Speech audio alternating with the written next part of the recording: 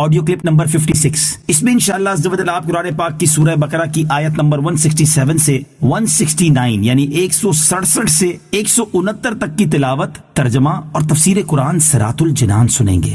بسم اللہ الرحمن الرحیم۔ ترجمہ: اللہ کے نام سے شروع جو نہایت مہربان رحمت والا ہے۔ وقال الذين اتبعوا لو أن لنا كرة فنتبرأ منهم كما تبرؤوا منا كذلك يريهم الله أعمالهم حسرات عليهم وما هم بخارجين من النار۔ ترجمہ: اور پیروکار کہیں گے اگر ہمیں ایک مرتبہ لوٹ کر جانا مل جائے تو ہم ان پیشواؤں سے ایسے ہی بیزار ہو جاتے جیسے یہ ہم سے بیزار ہوئے ہیں۔ اللہ اسی طرح انہیں ان کے اعمال پر حسرت بنا کر دکھائے گا اور وہ دوزخ سے نکلنے والے نہیں۔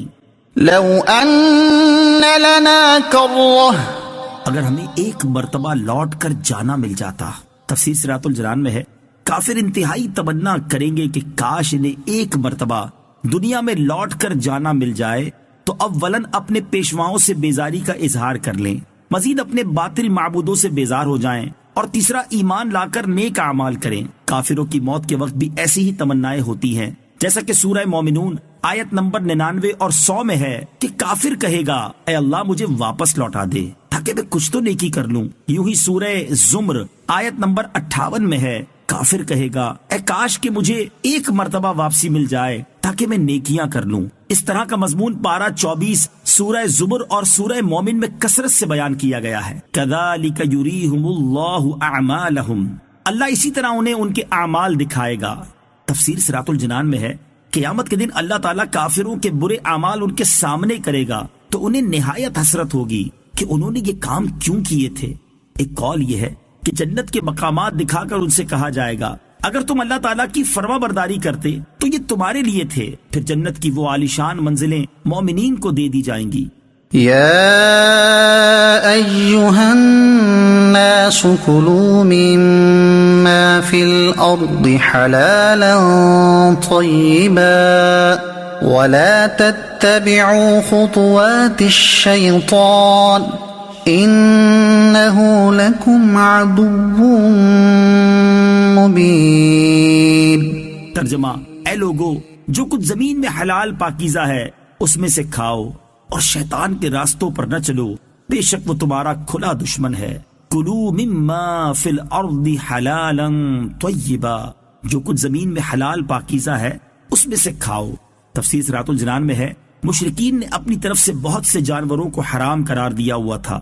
اس کی متعلق یہ آیت نازل ہوئی کہ زمین میں پیدا شدہ چیزیں اللہ تعالیٰ نے حلال کی ہیں اور لوگوں کے نفع کے لیے ہی انہیں پیدا کیا ہے، لہٰذا صرف ان چیزوں سے بچو جنہیں اللہ تعالیٰ نے خود منع فرما دیا، اور جن چیزوں سے اللہ تعالیٰ نے منع نہیں فرمایا وہ سب حلال ہیں۔ اللہ تعالیٰ کی حلال کی ہوئی چیزوں کو حرام قرار دینا کیسا ہے؟ اس سے معلوم ہوا کہ اللہ تعالیٰ کی حلال کی ہوئی چیزوں کو حرام قرار دینا اس کی رضاکیت سے بغاوت ہے۔ مسلم شریف کی حدیث ہے کہ اللہ تعالیٰ فرماتا ہے جو مال میں اپنے بندوں کو عطا فرماتا ہوں وہ ان کے لیے حلال ہے، اور اسی حدیث میں ہے کہ میں نے اپنے بندوں کو باطل سے بے تعلق پیدا کیا، پھر ان کے پاس شیاطین آئے اور انہوں نے لوگوں کو دین سے بہکایا، اور جو میں نے ان کے لیے حلال کیا تھا اس کو حرام ٹھہرایا۔ انما یأمرکم بالسوء والفحشاء وان تقولوا علی اللہ ما لا تعلمون۔ ترجمہ: وہ تمہیں صرف برائی اور بے حیائی کا حکم دے گا اور یہ حکم دے گا کہ تم اللہ کے بارے میں وہ کچھ کہو جو خود تمہیں معلوم نہیں۔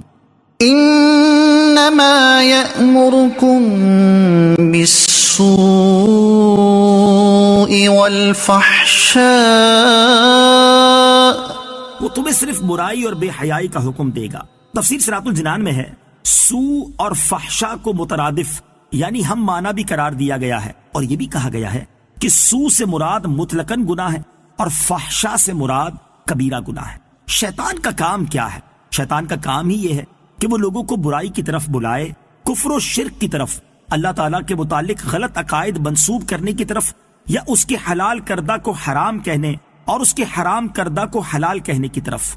برے کاموں مثلا جھوٹ، غیبت، چغلی، وعدہ خلافی، بہتان، لڑائی، فساد، حسد، بغض و کینہ، تکبر و انانیت، نفرت و عداوت، جنگ و جدل، تذلیل و تحقیر، استہزاء اور الزام تراشی وغیرہ چیزوں کی طرف بلائے۔ یوں ہی بے حیائی کے کام، گانے، باجے، فلمیں، ڈرامے، ناچ، مجرے، بدنگاہی، فحش گفتگو، گندی باتیں، ناجائز تعلقات، بری نیت سے دیکھنا، چھونا، بدکاری وغیرہ گناہوں کی طرف بلانا شیطان کا کام ہے۔